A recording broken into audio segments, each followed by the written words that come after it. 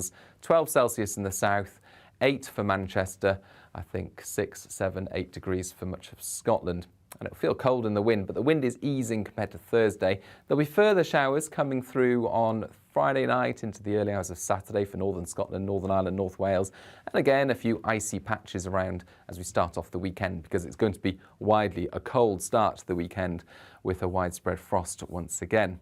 But despite the chill, actually, plenty of sunshine first thing Saturday, and with light winds, temperatures will rise through the day. As a result, the clouds will bubble up and we'll see further showers here and there, particularly in the north. In the south, that's where the best of the sunshine will be, and feeling pleasant enough in the sunshine. Another frosty start to Sunday before a largely dry and bright day. Coming up on Dan Wootton Tonight, it's a night of big opinion featuring best-selling author and star Daily Telegraph columnist Celia Walden, Spiked Online's chief political writer Brendan O'Neill, and GB News star Mark Dolan. Plus, my superstar panel will be on hand throughout the show. They are Conservative commentator Dominique Samuels, former Tory London mayoral candidate Sean Bailey, and Sunday Mirror political editor Nigel Nelson. That's Dan Wootton Tonight, Monday to Thursday from 9 p.m. till 11 p.m. on GB News.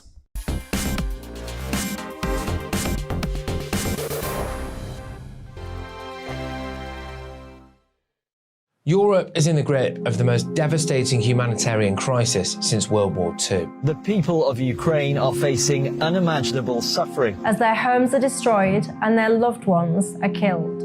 Millions of people are being forced to flee for their lives, carrying only their children, their pets, and the clothes on their back.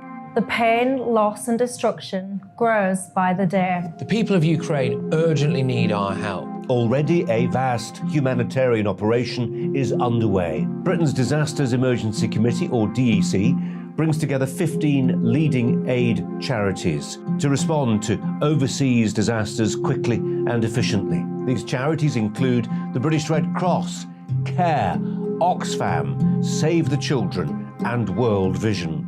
Their teams are working on the ground in Ukraine and neighbouring countries to bring vital aid to those who need it most. If you can spare it, your gift to the DEC's Humanitarian Appeal will go a really long way. £10 provides essential hygiene supplies for a person for a month. £50 provides blankets for 4 families. £100 provides emergency food for 2 families per month. It's easy to give. You can donate online at dec.org.uk or call the 24-hour donation line on 0370 60 60 900. If you prefer to send a cheque, please post it to the Ukraine Humanitarian Appeal, PO Box 999, London, EC 3A 3AA. To give £10 on your mobile, simply text the word crisis to 70150. Standard network charges apply for calls, and you must be 16 or over. Texts are charged at the standard network rate, and your £10 donation will be added to your bill. 100% of your donation goes directly to the DEC to save lives and deliver critical support where it's needed.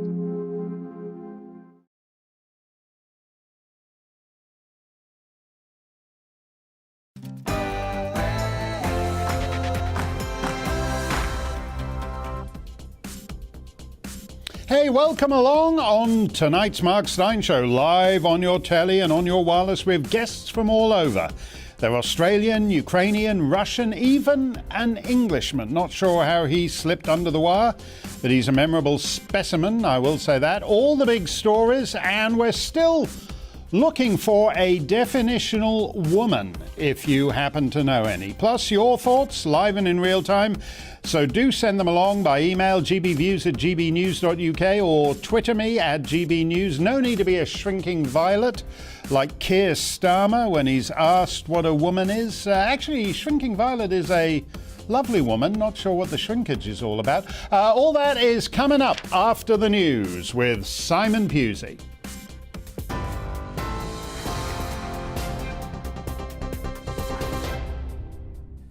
Thanks, Mark. I'm Simon Pusey in the GB newsroom. Russia has been suspended from the UN Human Rights Council, with the Foreign Secretary Liz Truss saying the country is now a global pariah.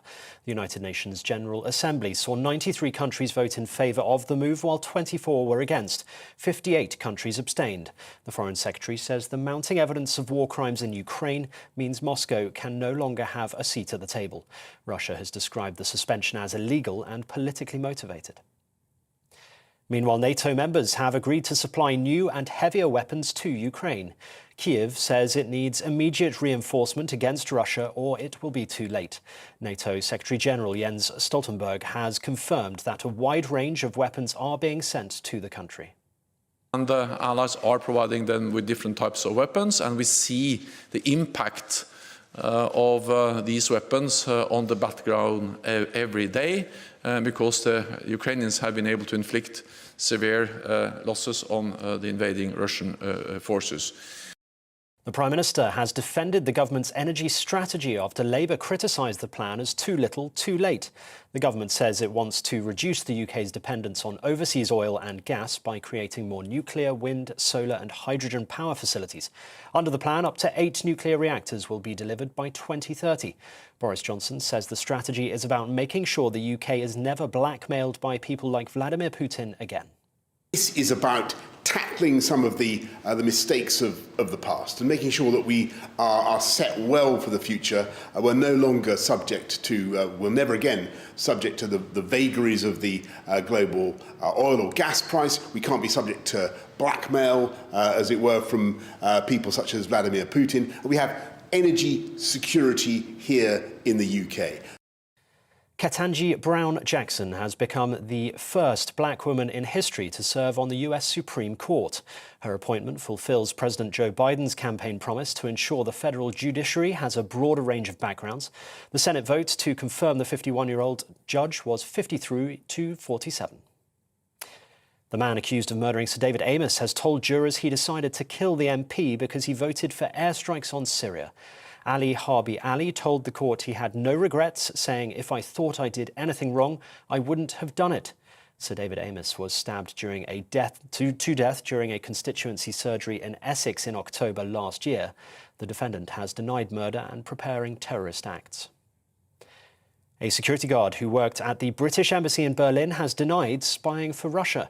David Smith, who was extradited from Germany, pleaded not guilty to 9 offences under the Official Secrets Act at Westminster Magistrates Court. He's due to reappear at the Old Bailey next week. TV, online and DAB+ radio, this is GB News. Now it's back to Mark Steyn.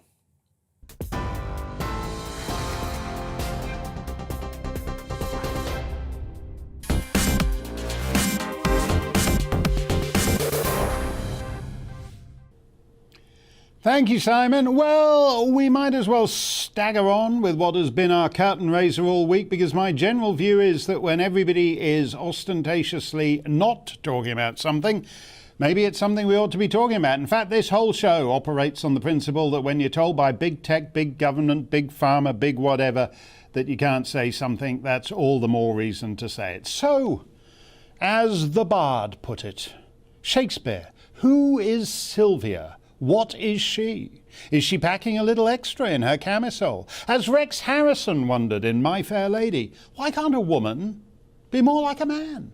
Well, increasingly she is in certain critical respects. So now at the Palace of Westminster, MPs flee in terror when asked to say what a woman is. In the US Senate confirmation hearings for the Supreme Court, the newest genius jurist to sit on that bench, as we were just hearing from Simon in the news bulletin, the newest judge on the bench declines to say what a woman is on the grounds that she's not a biologist. As the Babylon Bee in America subsequently reported, Noah accidentally fills Ark with only male animals because he's not a biologist. By the way, this judge who said she wasn't qualified to say what a woman is in fact only being put on the Supreme Court, as Joe Biden said, because A, she's black, and B, she's a woman. So she knows at least that she meets the entry qualifications for the court. Now, I don't know whether these guys are biologists, but they're certainly servants of the Crown, labouring at the Australian Ministry of Health, so it's not entirely beyond their remit. And yet... I'm going to finish up then, because this hasn't been very helpful, with a very simple question for the department, and that is one which has troubled me for a great deal of time with the bureaucracy here. Can someone please provide me with a definition of what a woman is? Department of Health. Definition of a man, definition of a woman. Anyone? It's pretty basic. Basic stuff. Professor Murphy. Look, I think there are a variety of definitions, and I think just a simple perhaps to give a more fulsome answer, we should take that on notice. You're going to take on notice the question of what a woman is. No, well, there are a variety. It's a very contested space at the moment, Senator. It's not just a woman who's born a woman. But there are definitions in terms of how people identify themselves. So we're happy to provide our working definition is on those. one of the. I've only been here 2 years. That's the best thing I've seen thus far. Thank you. We'll have to take that question on notice. I see. It's a contested space. It certainly is if you're in the ladies' changing room for a college swimming championship in the United States. The definition of a woman is out there somewhere. It's a bit like the lost city of Atlantis. We used to know where it was, but we misplaced it. We're thinking of sending out a search and rescue mission. The Pentagon, the Joint Chiefs of Staff, think we might have left the definition of a woman behind in Afghanistan when we skedaddled out of there. But we might be able to put together a special forces operation to exfiltrate it from behind Taliban lines. Apparently, the Prince of Wales has said we filed the definition of a woman on an ice floe in Antarctica, but it melted because of the global warming and is now sleeping with the fishes. But that just goes to show that we need to move even faster to net zero when there'll be zero definitions of anything. The known world crumbles. If you think you know where the definition of a woman has been secreted, do let me know. gbviews at gbnews.uk or via Twitter at gbnews. On yesterday's show, I discussed Ukraine with the former Portuguese cabinet minister, Bruno Massais, and I made the point that the West, rather ridiculously and self-defeatingly, is funding both sides of this conflict.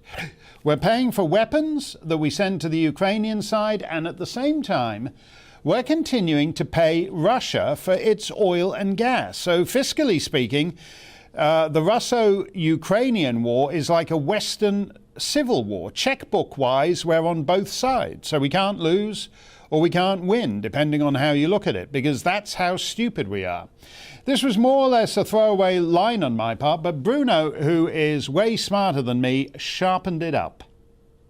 We're essentially funding both parties to the war. Well, funding both parties, but actually in a disproportionate manner. The EU has provided Ukraine with about 1 billion in military equipment and has provided Russia with about 40 billion since the war started. 40 billion in energy resources. So 40 times the amount of support for Ukraine.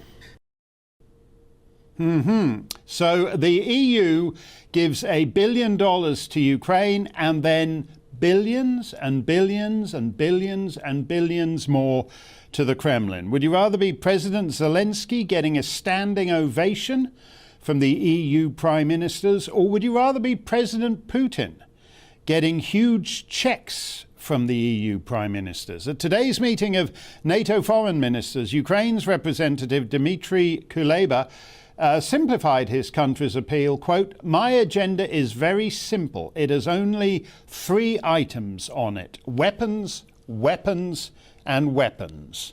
And meanwhile, billions, billions, and billions are still going from NATO members to Russia for oil and gas. Inna Sovson is a Ukrainian MP and a former education minister. The last time she was on the show, a fortnight back, I was actually in Ukraine.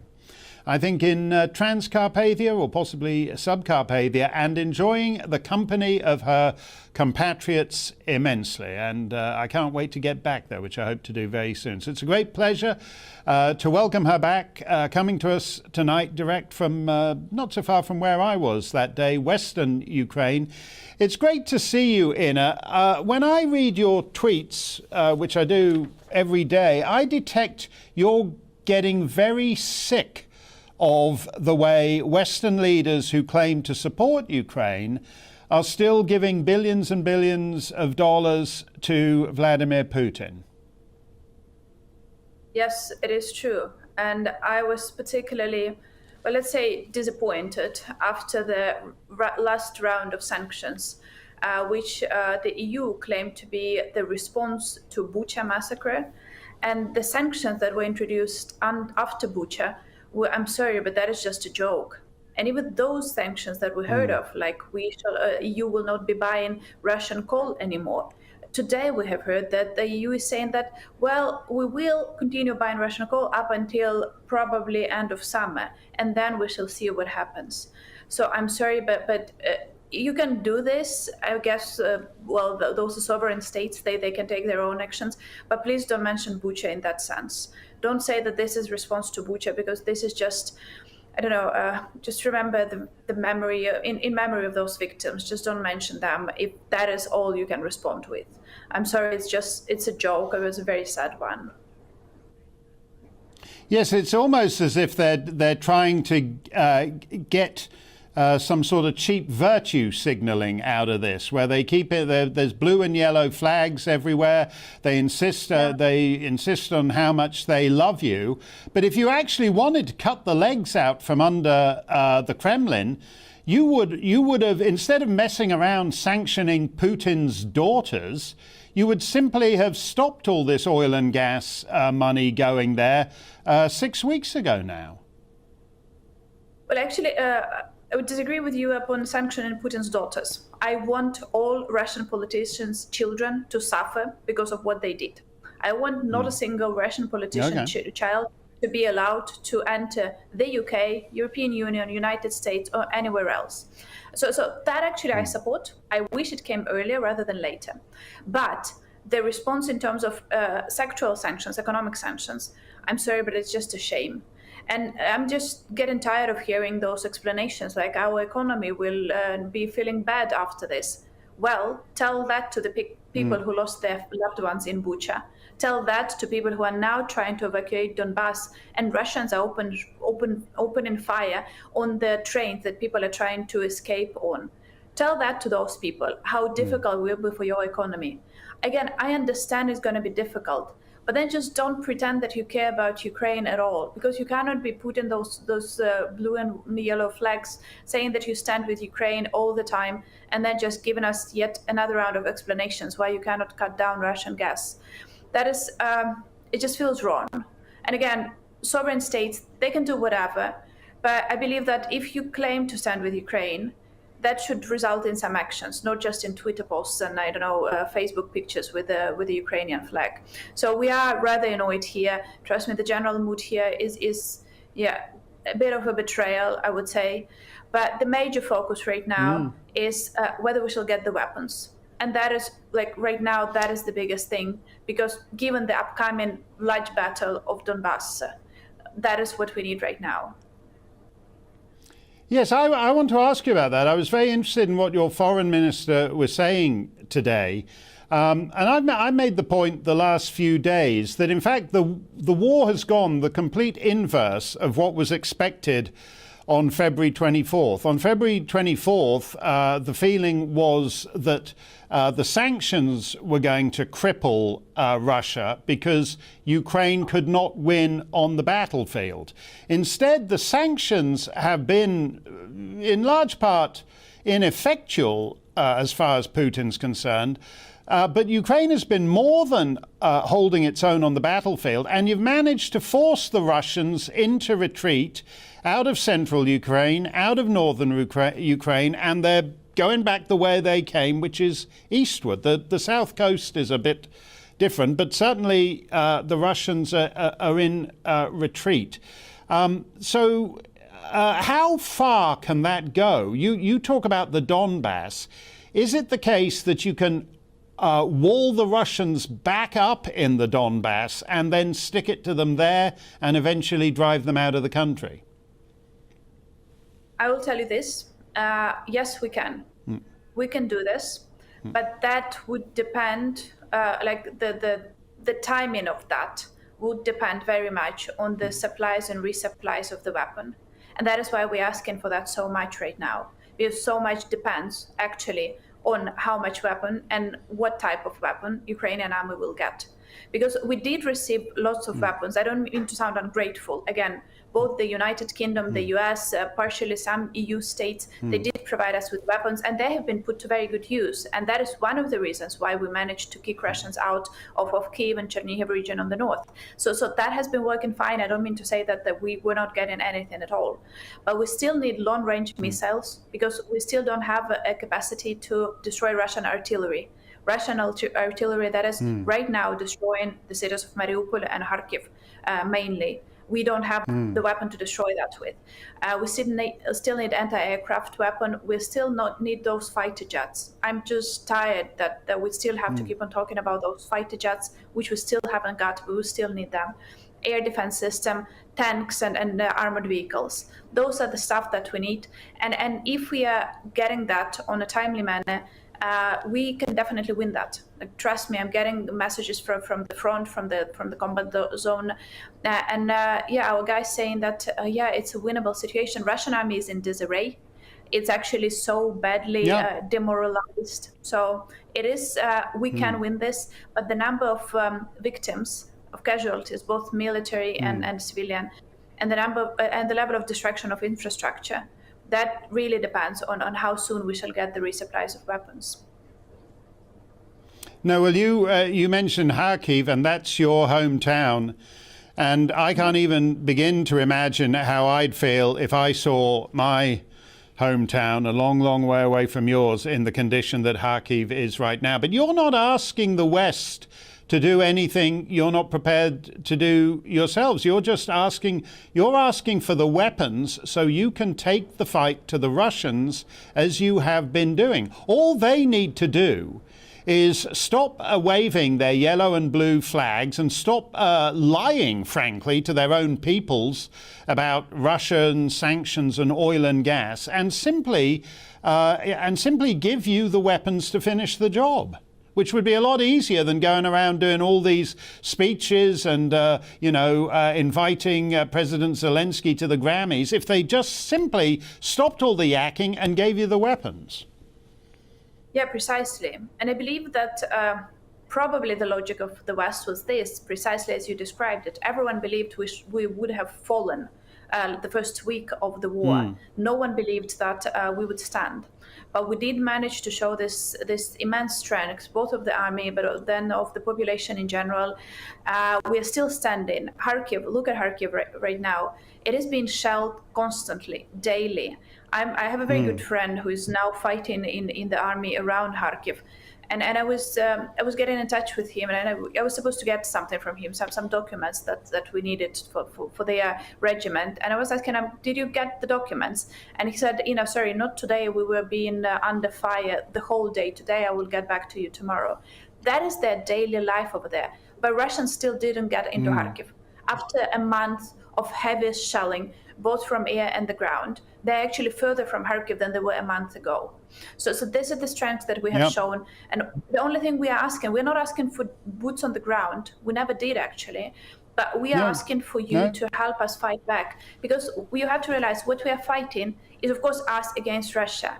But Russia is not just fighting against Ukraine. Russia is actually fighting against us because we represent the values that they're so scared of. The democracy, respect for human rights, no matter how imperfect it is functioning here in Ukraine, but they're still afraid of that. And that is why they attacked us. And that is why it's a threat not just to us, but all the values that both Ukraine, the UK, the rest of Europe share together.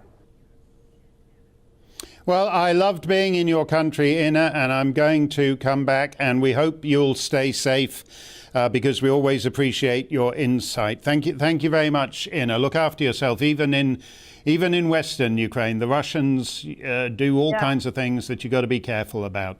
But I would remind the European Union's leaders in particular, it's time to stop this duplicitous, pathetic idea that you can be on both sides and you can be funding both sides. It's completely preposterous. If this is a hinge moment in history, as you keep telling your citizens, then you got to get off the teat of Russian oil and gas. We'll get to your reaction next, because you're just enriching the dictator. Oh, he's the dictator. He's unacceptable. He's a pariah. He's a global pariah. Well, why are you making the global pariah the richest global pariah in history? None of what you're saying makes sense. We're going to get to your reaction next. We've got Alexandra Marshall coming up on Twitter, and then a chap you know well who's fallen afoul of Twitter as sort of collateral damage from the Ukraine war. That's all coming up straight ahead.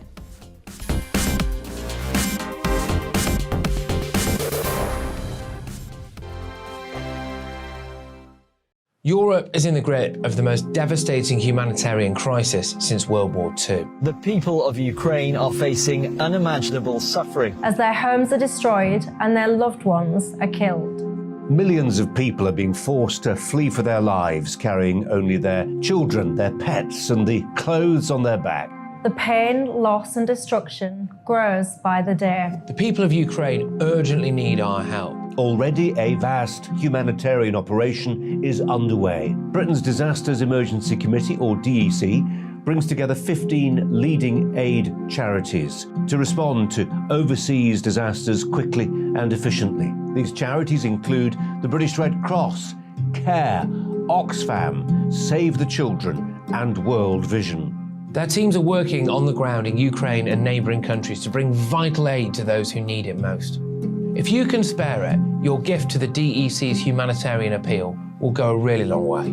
£10 provides essential hygiene supplies for a person for a month. £50 provides blankets for 4 families. £100 provides emergency food for 2 families per month. It's easy to give. You can donate online at dec.org.uk or call the 24-hour donation line on 0370 60 60 900. If you prefer to send a cheque, please post it to the Ukraine Humanitarian Appeal, PO Box 999, London, EC 3A 3AA. To give £10 on your mobile, simply text the word crisis to 70150. Standard network charges apply for calls, and you must be 16 or over. Texts are charged at the standard network rate, and your £10 donation will be added to your bill. 100% of your donation goes directly to the DEC to save lives and deliver critical support where it's needed.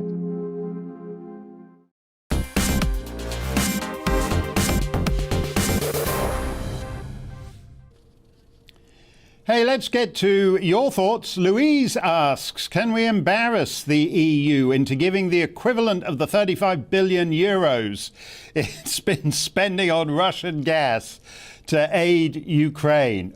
Well, you know something? That would buy pretty much everything Ukraine needs. And the fact of the matter is, it's this, as I said, it's this vomit-making, phony virtue saying, oh, we love Ukraine. Look, I'm wearing yellow and blue. I don't wear anything else now. Even my knickers are yellow and blue. But I'm still buying all that Russian gas and sending billions to Putin. It's rubbish, rubbish, rubbish. Suzanne on email says, do you think Russia would be willing to end the war sooner rather than later if they ultimately end up with a land bridge to Crimea? Look, they're being pushed back east. That's a fact.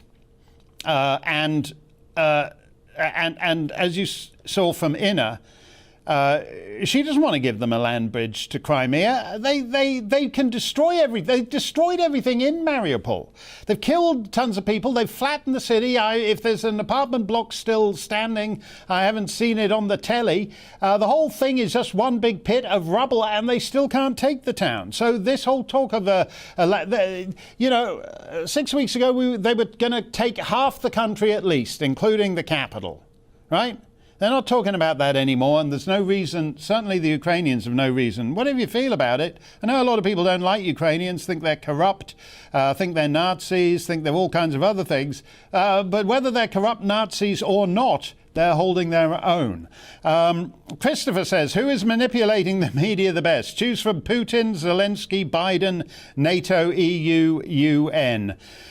Well, you know, I thought Zelensky's thing at the Grammys was a bit of a jump the shark moment. I don't think, I think it's hard to be a war leader and do that kind of thing. To the best of my recollection, Winston Churchill, when he did the We Shall Fight on the Beaches speech, didn't deliver it to a stage full of twerking skanks.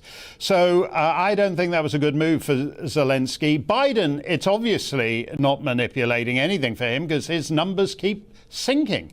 He thought the war would work for him numbers-wise, and it hasn't. It's just another thing, even as he tries to blame petrol prices on the Russians. Putin, on the other hand, is the global pariah.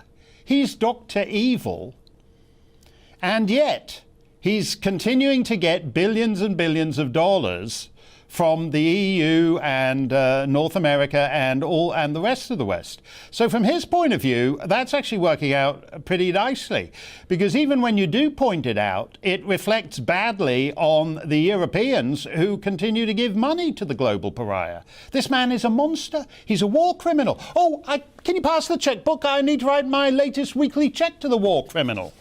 If that's not skillful media manipulation, I don't know what is. On last night's show, Malcolm Roberts, the senator from Queensland, referred to them as anti-social media. And that's certainly how I feel about Facebook and Instagram, and especially the totalitarians at Twitter. Not so long ago, they used to ban you merely for contrarian views on climate change, Islam, transgender pronouns, but it's cruder than that now. Now they just clobber you for disagreeing with officialdom, with the one true approved narrative, the only pure truth from the government. State power, in other words. What can we do about that? Well, for many on the right, Elon Musk's purchase of Twitter stock, he's now the biggest shareholder and on the board, is a beacon of hope as the lights go out on free speech around the planet. Mr. Musk currently has 4 times as much Twitter stock as the company's founder, that weird beard Jack Dorsey, and he's looking forward to the next board meeting. Joining me now is the editor of The Spectator online from Down Under, Alexandra Marshall, and we're always glad to see her. What's your take on the great white saviour riding in on his charger, Elon Musk, Alexandra? Well, I have to admit, I have a soft spot for Twitter to start with, because without Twitter, I would not be a political commentator at all. So I do have a little bit of affection for it. And also Elon Musk, before all this whole renewables and climate change thing came out, I admired him greatly as a pioneer and an inventor, and his Tesla vehicles were a genuine development that he did on merit. He was before all the government help and everything. He fought the government. So I do have some hope that Elon Musk is not just trolling the left on Twitter, but that he actually will make some changes. Now, he is a free speech absolutist. So regardless of what his other politics may be and who his friends may be in the elite, he does believe in preserving the forum of free speech and to bring Twitter back into what it was always supposed to be and what it was set up in the spirit to be, which was a social platform for human beings around the world to communicate in real time without the censorship of governments. And that has never happened in human history. So if there's a chance to save it, I say it's worth fighting for. Yeah, I wonder, when you talk about him trolling the left, are you not a little bit nervous that as so many saviours who are, conservatives are so out of it on the cultural front that they get flattered when anyone even genuflects ever so slightly to their side. So, last time round, because Kanye West put in a good word for Trump, people suddenly thought Kanye West was some kind of conservative icon. And the right get head faked into that. You're not worried that Elon Musk may be doing a little bit of head faking, a little bit of trolling the right too? Well, the great news is that Elon isn't doing it for us. He's not doing it for conservatives. He's doing it because he can, because he enjoys doing it, and because it's a good business decision. So his stocks have already skyrocketed in value because he knows that the market wants a better platform, and that if he gives them a better social media platform, then his own finances will raise in value. And at the heart of it, that's what Elon is concerned about. That's good news for us. It means that it's not just the God complex that he's got going on. He's actually got some business sense there as well. And we know that because the first thing he did was offer us an edit button. And for anybody who knows Twitter, an edit button is all we've been asking for the last, well, since Twitter has existed, we've wanted one. So he knows his audience. Yeah, I love that line of his when he was hinting that before he bought the stock, and he tweeted out, I think you quoted this: "Seize the memes, MEMES, of production." And I thought, I don't know whether that's his writer or whether, but it's a clever line. And when you talk about his stock going up in value, I wonder if it's about money at all. He's got all the money he wants. He's got all the money he can spend. Maybe he wants to actually achieve something with that money, like reversing the assault on free speech that's gone on these last couple of years. Well, we'll know if he's serious if Trump comes back to Twitter. If Trump is reinstated, then he's not just playing around. He is making a real difference. If Trump doesn't come back to Twitter, then he's hedging his bets with the new board and doing a little bit to shake things up, but not actually changing fundamentally. So watch the hashtag Bring Back Trump. If he comes back, you can pretty much bet that he'll be not only the president of the United States, but that we will have a genuine, free and open forum. Yes, that's very interesting. You know, I notice a lot of these jelly-spined American Republicans are actually nervous now that Elon Musk will put Trump back on Twitter, because they like the way he's not in the, in the old days, you used to wake up and Trump started tweeting like at 5:22 in the morning. And so you used to wake up, you'd see his first 37 tweets of the day, and then your whole day as an American reporter was reacting to those tweets. And a lot of Republicans seem to think, actually, it might be better if he doesn't get put back on Twitter. And they're worried Elon Musk will do that. I think the competition would be good for them. If Trump can outpace them in the morning before his coffee, just laying in bed tweeting away, then the rest of them have a lot of work to do as far as being political sharks. But the press should be happy about it because it will give them something to do and something to comment on. Because since he left, everything has fallen down. There's been less commentary, less information going around, and even just less people interacting. So Trump is a good business decision for Elon Musk, but whether the board will let him do it or not is another question entirely, because they weaponize their community standards to silence Republicans and to silence conservatives. So it'd be a big deal for them to backtrack on that. Yeah, no, you're right about that, Alexandra, and we certainly enjoy. I don't really like Twitter, but I do like your Twitter feed, and you will certainly have a better time of it with Elon Musk sitting on the board. It's always great to see you. You can find Alexandra at The Spectator Down Under and all kinds of other places, but we always like to plug her at The Spectator because I usually use it to take a swipe at my old chums at the London end of things, which Alexandra is always very polite to sit through. But great stuff as always, Alexandra, and we look forward to seeing you again. Thank you very much indeed.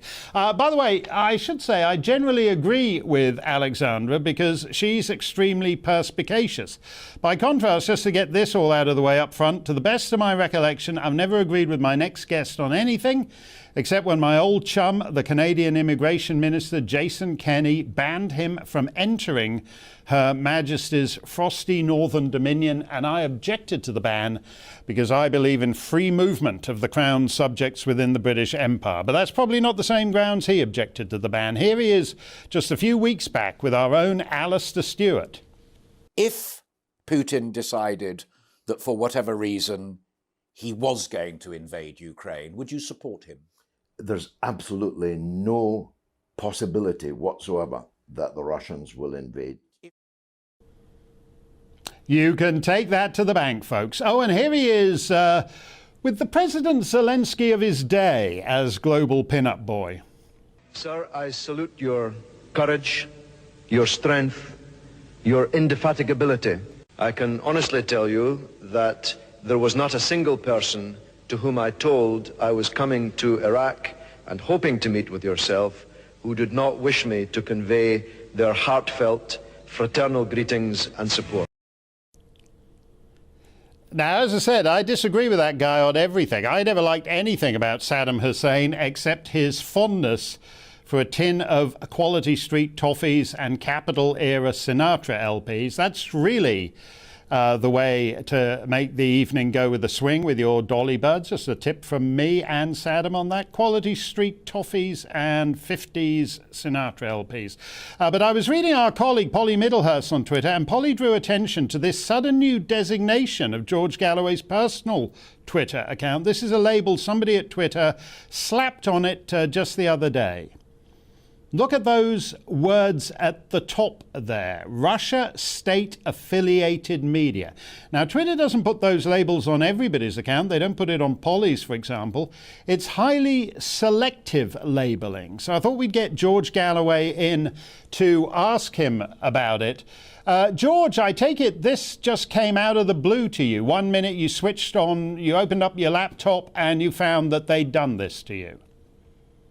Yeah, 4 o'clock yesterday afternoon, without warning, without any questions or seeking of clarification, I got designated with what is intended to be the Markov cane on my forehead, undoubtedly.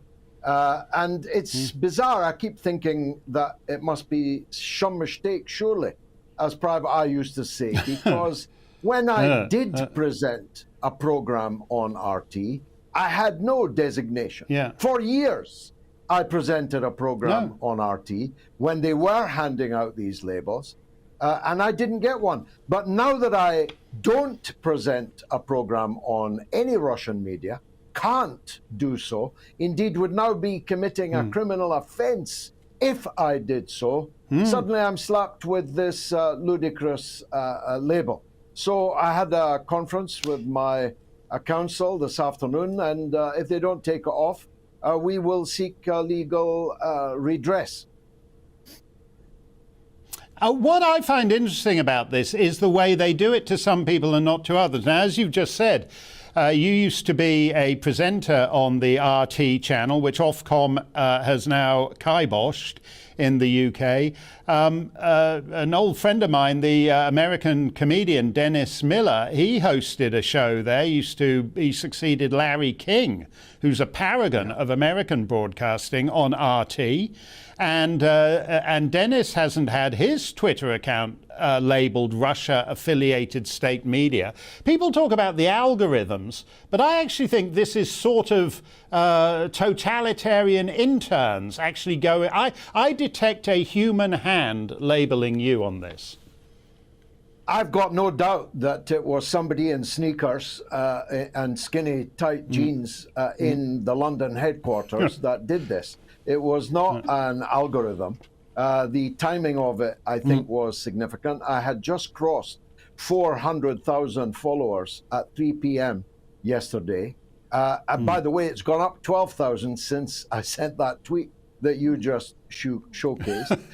It was obviously a decision made that I was getting just a bit too big for my boots. My audiences were getting too big, my following too big. By the way, of course, I'm not foolish enough to think everyone who follows me agrees with me, but most people, as you were just saying in your excellent monologue before you went to your Australian guest, most sensible people want to hear more than one side of an argument.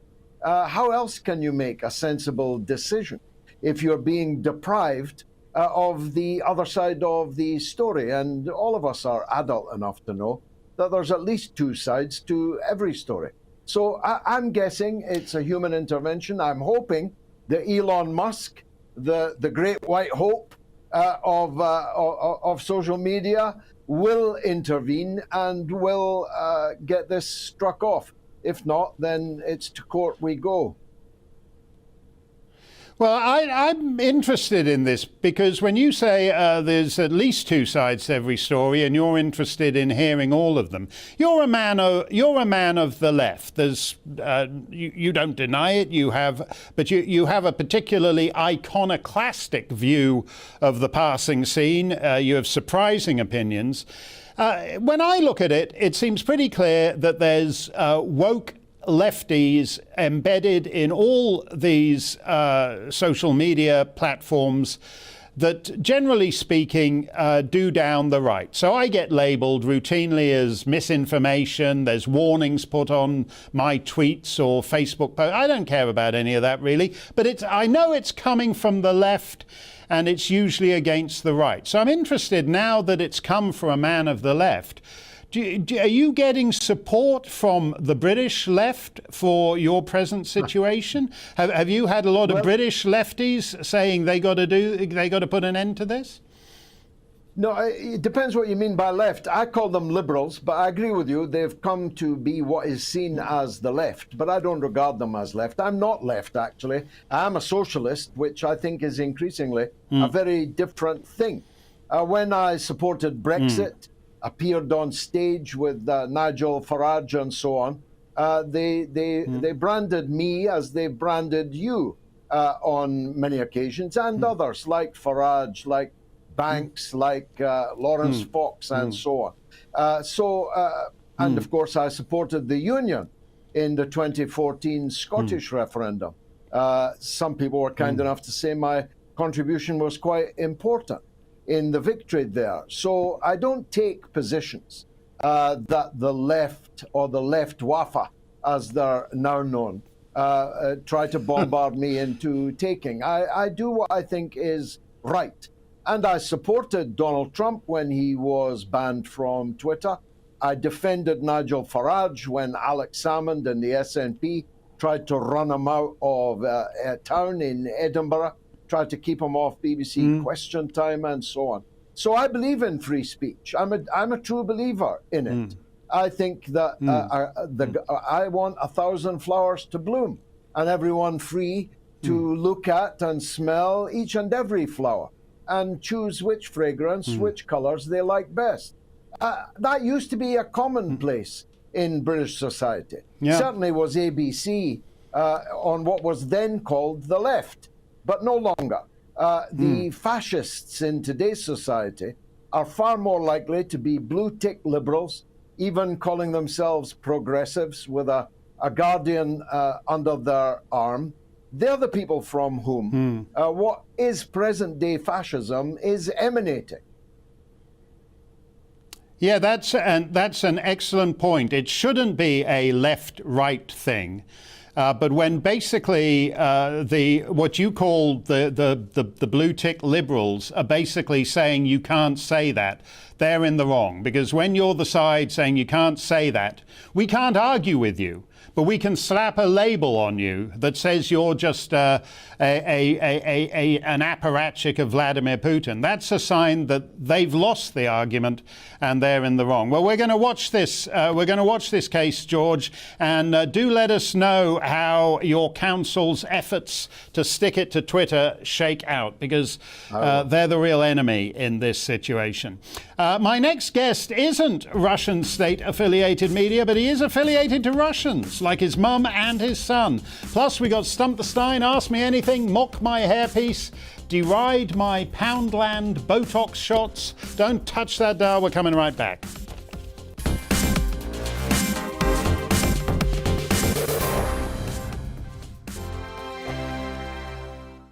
Europe is in the grip of the most devastating humanitarian crisis since World War II. The people of Ukraine are facing unimaginable suffering as their homes are destroyed and their loved ones are killed.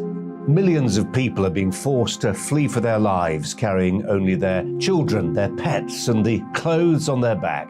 The pain, loss, and destruction grows by the day. The people of Ukraine urgently need our help. Already a vast humanitarian operation is underway. Britain's Disasters Emergency Committee, or DEC, brings together 15 leading aid charities to respond to overseas disasters quickly and efficiently. These charities include the British Red Cross, CARE, Oxfam, Save the Children, and World Vision.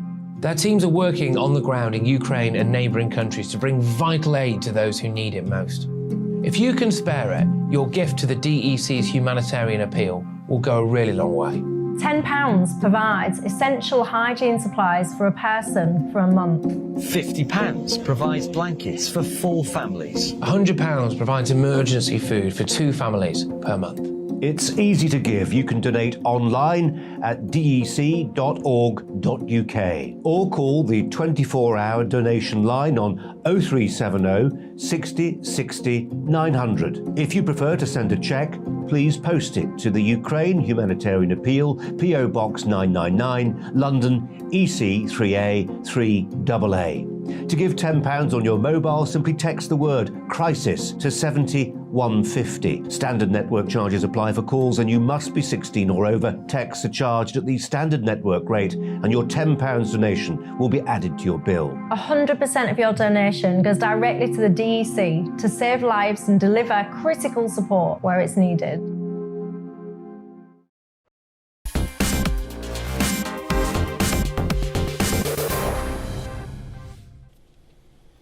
Owen Matthews is a terrific writer. He's an historian, a novelist, a columnist. He does it all, and he does it very well. But despite that very Anglo-Welsh moniker, he's half Russian. His mum's Russian. And he was in Moscow with his son when the war broke out. He joins us now from Rome via Istanbul and Alma-Ata and who knows how else he got to Rome from. Owen, I wanted one reason I wanted to talk to you is because your writing since the war began, you capture very well, almost in real time, the sense of Russia, which we'd come to think as part of the functioning world order. That sense of that crumbling very quickly in Moscow in the first few days of the war, when suddenly, credit cards don't work and you're having to get a flight out, but no Western airlines are flying in. Whether or not sanctions have worked, Russia has certainly been pushed out of the club to some extent. That's certainly true. Well, thanks for your kind words, Mark. I've been a great admirer of your work for years before you left us, before you left The Spectator, for which I still write. But maybe you're right. Russia has been pushed out of the club, and it's been the point was that a lot of Russians in Moscow are asking themselves is, they had, what they thought was a European, hipsterish, completely modern, connected lifestyle in Moscow, which is, frankly, one of the most functional, one of the most modern cities in Europe, handsome. Was that all an illusion? Was all of that in all of the Western, all those Western shops they used to shop at, and as a old friend of mine, the thing that we actually had was ours. It was all borrowed, and suddenly, in just in the space of a few days, it all collapsed. It was all taken away from us. So, in that sense, sanctions have worked. There's a much more profound question to be asked about whether they will work in actually displacing the Putin regime, and that's a more complicated question because in many ways, as we've seen in lots of regimes like Iran and in North Korea and so on, sanctions have the opposite effect, and that is, of course, of strengthening the regime and rallying people around the flag. And there's actually evidence that that's happening in Russia. So certainly that's message of Kremlin propaganda that we are under attack from the West. But we don't need your McDonald's. We don't need your Western things. We're Russian. Yeah. We're proud. We can do without. Whether the elites will be affected by sanctions is another question. Certainly, the middle class elites are affected by sanctions, and hundreds of thousands of them have fled the country. Now, you wrote about having to get your son out because he was in Russia. He was working at a theatre, I think, and he was on a Russian passport, so that if you'd stayed with your son, he could have wound up with a rifle being sent to Kharkiv or to Mariupol or wherever.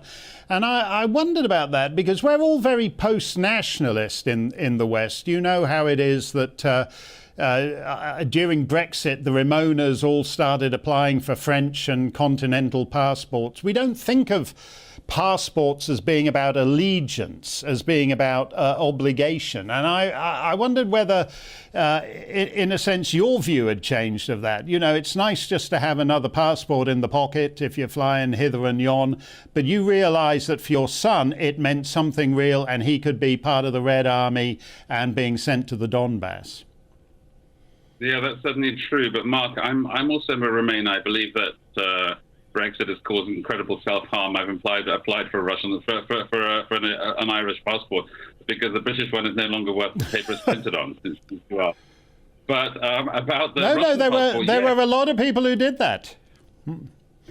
No, there are a lot of people. There's all kinds of Irish. There's all kinds of newly minted Irish citizens who've never set foot in Dublin or Shannon. So you're not alone in that club. But to your question about my son getting out, it's true. It's I doubt that he would actually have been recruited to the army because the Russian army continues to maintain the fiction that they're not in fact sending conscripts. Although in fact, the way we know that they're getting around that is that actually they're signing up conscripts after 2 months to a military contract, and that's happened a lot.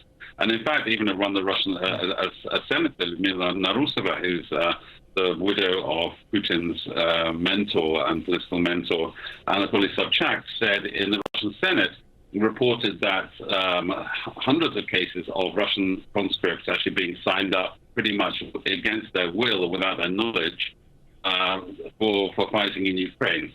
So the pattern has been that they have tried not to conscript people from Moscow because of the political risk of having Muscovites rebelling.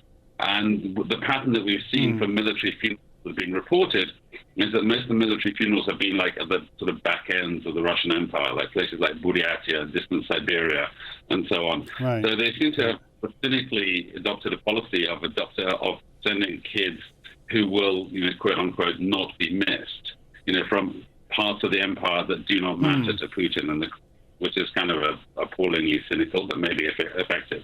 And in terms of my son, the question was not that he was going to be sent to Kharkiv with a rifle, but the fact that it's obligatory to sign up, to register for the draft. Right.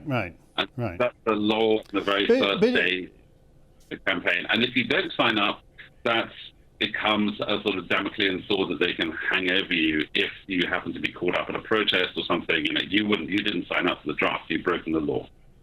Oh no, I well know that because that's actually the same for American boys as well. But the funny thing is, when you wrote it, it had very much that sort of last train from Berlin feel to it, of a kind of, Second World War writing, getting out before the powder keg goes up. Do you think you and your son are going to be back living a normal life in Moscow anytime soon? Is he going to be back at that theatre? He will not. Simply because it's just become an extremely unstable situation. And the instability is that you can be just sort of taken off the street and arrested, as dozens of my literally dozens of my friends and acquaintances, and my son's friends and acquaintances were, and particularly in that first week of the war. And the authorities have adopted a very cunning, a very sort of dastardly way of dealing with the protesters. So the first time you're arrested, you get a fine. I mean, a relatively significant fine for most Russians it's about £140. But you can't pay that until they issue the fine, which is like 2 to 3 months. You can't leave the country if you have outstanding. Right. Second arrest, 15 days in jail, which is no jail. Third arrest, it's 3 months in jail. Definitely no joke. So it's very interestingly different from, for instance, Turkey, where I also spent a lot of time. Turkey has Turkish police basically have a sort of confrontational. There's a difference in that. We're going to have to leave it there, Owen. It's breaking up slightly, but thank you very much for joining us. Let's do a quick stump before we go. A Twitter user asked me, would you ever consider becoming a politician? I think I've said this. I always thought that by now I'd be Governor General of Canada handing out medals on behalf of the Queen. Alas, neither Justin Trudeau nor Buckingham Palace shows any interest in having me doing that job. I would have been so good at it too. That's it for me. Dan Wootton's here to thump your Thursday as only he can. 2 swinging groovy hours of Dan and his guests. Stay safe, stay free. Hi there, I'm Aidan McGivern from the Met Office. Strong northerly winds have brought cold air southwards across the country, and with clearing skies overnight, we'll see a frosty start to Friday. But Friday promises at least some sunny spells.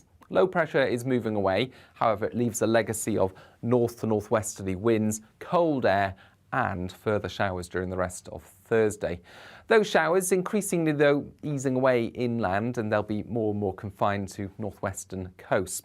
But they'll still be of a wintry nature. We can expect snow above 150 metres for the hills of Scotland and some icy patches here first thing Friday. But otherwise, clear spells and a fairly widespread frost to kick things off. 1 degree there in Hull, 3 Celsius for Manchester, temperatures below 0 in sheltered spots. But in the far south, cloudier skies, some outbreaks of mainly light rain skirting along the south coast, keeping things frost-free as we start the day, but hanging about for much of the day, I think, in the far southeast. That eventually clears, and then it's sunny spells and showers for many. Again, the showers, mixture of rain, sleet and hail at lower levels, snow over hills. 12 Celsius in the south, 8 for Manchester, I think 6, 7, 8 degrees for much of Scotland. And it'll feel cold in the wind, but the wind is easing compared to Thursday. There'll be further showers coming through on Friday night into the early hours of Saturday for northern Scotland, Northern Ireland, North Wales. And again, a few icy patches around as we start off the weekend, because it's going to be widely a cold start to the weekend with a widespread frost once again.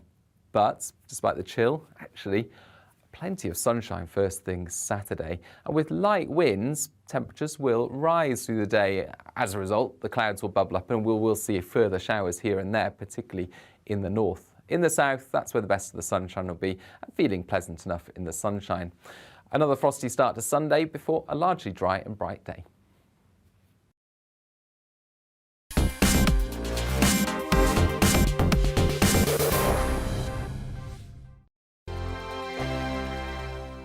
Europe is in the grip of the most devastating humanitarian